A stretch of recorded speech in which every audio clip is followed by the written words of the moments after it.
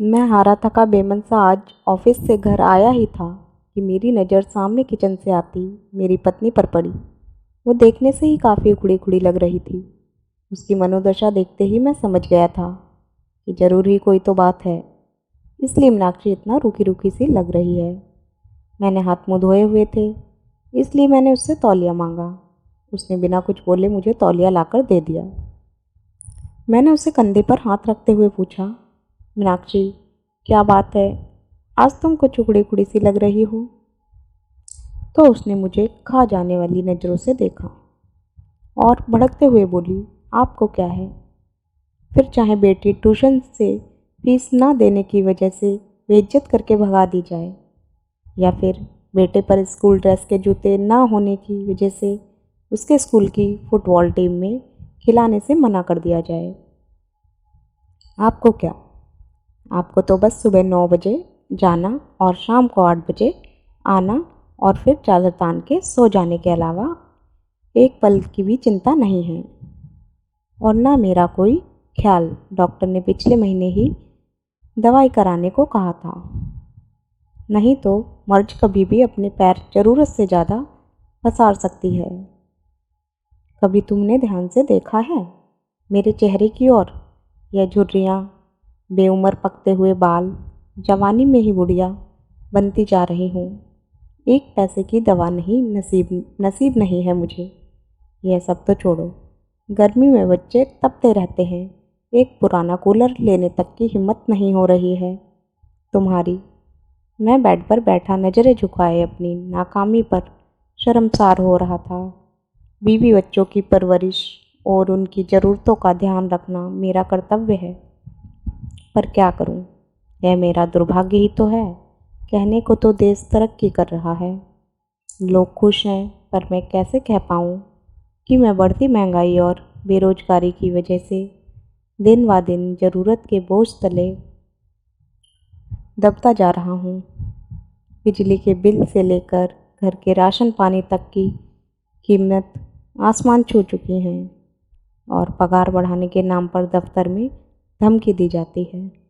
नौकरियां कभी भी जा सकती हैं, काम नहीं है ऑफिस में, इसलिए वही पुरानी पगार पर काम करना मजबूरी बन चुकी है। ऐसे में क्या ही करूं? मैं बैठा बैठा अपनी परिस्थिति से दो चार हो ही रहा था कि घर के दरवाजे पर किसी के आने की दस्तक हुई। बच्चों ने गेट खोलकर देखा तो पिताजी थे। अपने दादाजी को देख के बच्चे तो खुशी से उछल गए, लेकिन मेरी सांसें तेज हो गईं। पत्नी ने फिर से मेरी तरफ ऐसे देखा जैसे मानो वो कह रही हो, अपना पेट पालने के लिए तो अपनी आते और गुर्दे गिरवी रखने के दिन आ गए हैं। अब ऐसे में पिताजी अकस्मात आए हैं तो जरूर ही कोई आर्थिक समस्या को लेकर ही आए होंगे। मैंने भी नजरें चुराते हुए एक बार मीनाक्षी की ओर देखा, पर कुछ कह पाने की स्थिति में नहीं था, इसलिए जल्दी से उठ के पिताजी के पास गया और नजरें चुराते हुए उनके चरण स्पर्श कर उन्हें बैठने को कहा। मीनाक्षी ने भी उन्हें चरण वंदन किया और खाना खाने के लिए कहते हुए किचन में चली गई। अब मैं और भी अकेला महसूस कर रहा था। मीनाक्षी तो मुंह छिपा के किचन में जा चुकी थी।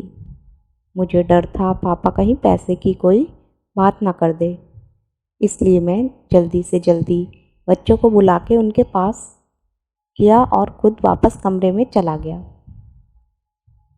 पिताजी भी मुझे जाते हुए देख रहे थे। मैं किचन में आया तो मीनाक्षी ने कहा, पिताजी जरूर ही किसी आर्थिक मदद की आस करके आए होंगे। ऐसे में इन्हें हम ही याद आते हैं। बड़े वाले भाई साहब को कोई याद नहीं करता, देने के नाम पर उनका नंबर आता है और जब कोई ज़रूरत हो तो सब लोग हमारे यहाँ आ जाते हैं। वैसे तो यह शब्द मीनाक्षी कभी नहीं बोलती, पर इस बार उसके घर की तंगहाली इस लेवल पर थी कि उसे मरने के लिए अगर जहर खरीदना हो तो उसके लिए भी पैसे का इंतजाम ना के बराबर ही था। एक तरह मीनाक्षी लगातार मुझे वो ले जा रही थी और दूसरी ओर मैं था जो कुछ पाने में समर्थ नहीं था। अतः मैंने मीनाक्षी को चुप रहने के लिए कहा, तुम शांत हो जाओ।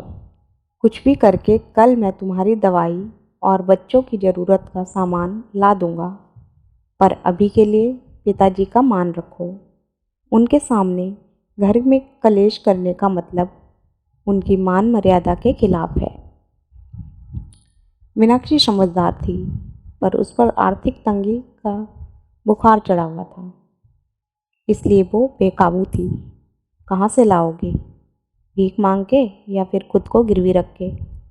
यह मेरा काम है, क्या करूँगा क्या नहीं। तुम बस अभी भगवान के लिए शांत हो जाओ।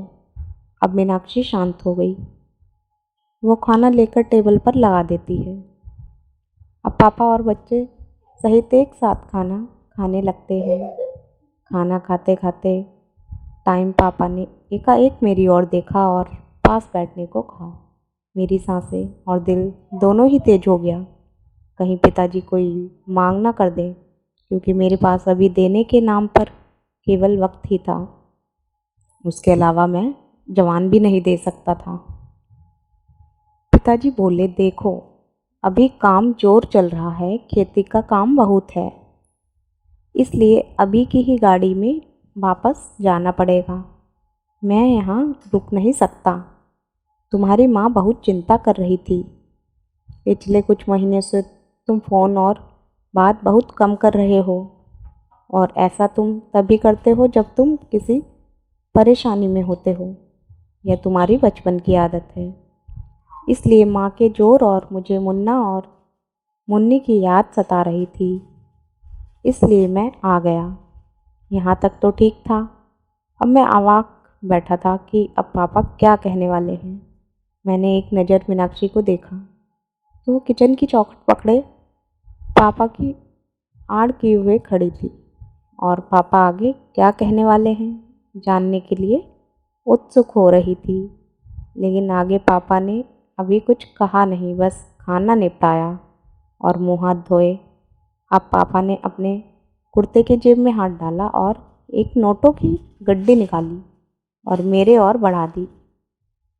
यह देखकर मैं अवाक और सकते में आ गया। एक पल के लिए मैं स्तब्ध हो और निशब्द ही खड़ा रहा। पिताजी ने कहा, अरे पकड़ो भी भाई, अब इतने बड़े भी नहीं हो गए हो कि हमारी दुही आशीर्वाद को ग्रहण ना कर सको। वैसे भी इस बार फसल अच्छी हो गई थी, इसलिए कोई दिक्कत नहीं आई। अब उन्होंने मीनाक्षी की ओर इशारा करते हुए कहा, बहू और बच्चों को अच्छे से ध्यान रखो। देखो कितनी कमज़ोर हो रही है, और अपना भी। उन्होंने पैसे मेरे हाथ में रख दिए। मेरी आंखें भर आईं और वो बचपन के दिन याद आ गए जब पापा हमें स्कूल जाते वक्त 4 आने पैसे ही हाथ फैलाने पर रख दिया करते थे। पर बस अंतर इतना होता था, उस वक्त मेरी आंखें झुकी हुई नहीं बल्कि प्यार और दुलार से ऊंची होती थीं। फिलहाल मीनाक्षी और मैं दोनों ही गलत साबित हो गए थे, इसलिए खुद की नज़रें खुद से ही नहीं मिला पा रही थी। सच में बच्चों के लिए माँ बाप बोझ हो सकते हैं, पर माँ बाप के लिए बच्चे कभी भी बोझ नहीं होते। वह हमेशा उनका ध्यान रखते हैं। अगर आपको कहानी पसंद आई हो तो लाइक और सब्सक्राइब करें।